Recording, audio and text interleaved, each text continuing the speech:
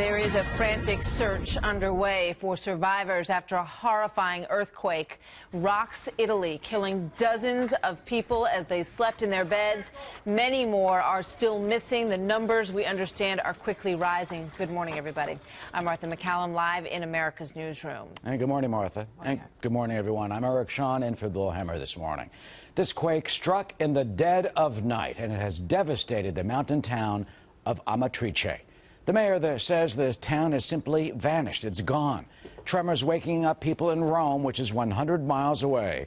This as rescue crews continue to dig through that rubble as we speak, looking for any sign of life. So here is what we know at this point. It was a 6.2 quake.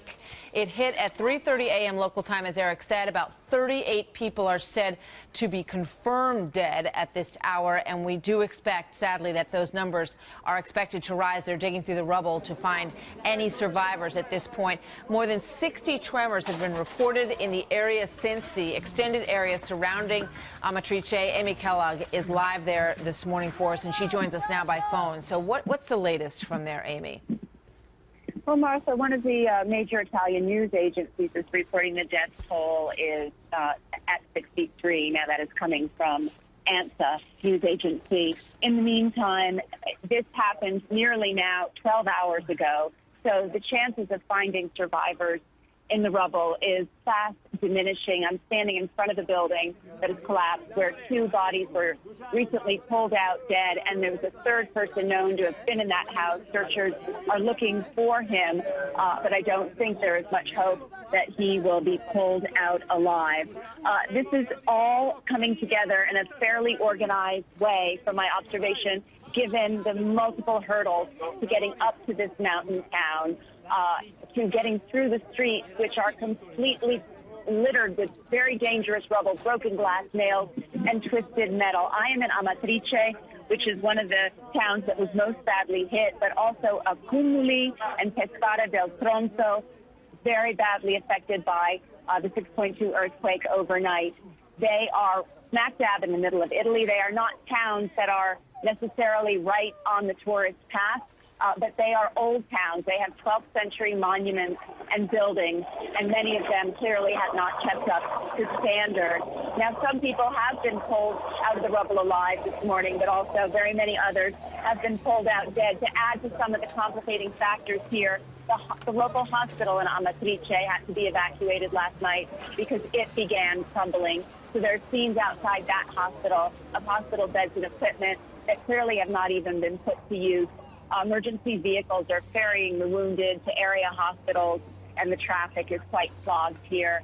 So again, those words of the mayor that this town has been destroyed are absolutely true, Martha.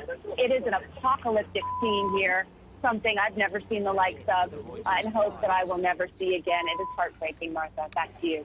Amy, I just want to point out on the left-hand side of the screen that people are watching at home, these are live images that are coming through, and it is now about 12 hours after this earthquake hit, and you can see the devastating crumbling of these buildings, and we know that the search is ongoing. Amy, another question for you. Do they feel like they have the resources and enough responders on that scene, or are there people coming from other areas to help? No, they are bringing people in from other areas, and France has offered assistance. Israel has offered assistance. I've not seen foreign emergency workers here yet. I was just across Italy, just across horizontally, and it took me a good 6 hours to get here this morning. So imagine coming from more distant parts of either this country or abroad. Yes, they're overwhelmed, but again, it seems that they're doing a pretty efficient job with the resources they have. It's a matter of getting through all of these piles of rubble. Dogs are in place helping that effort, and certainly there's a lot of activity.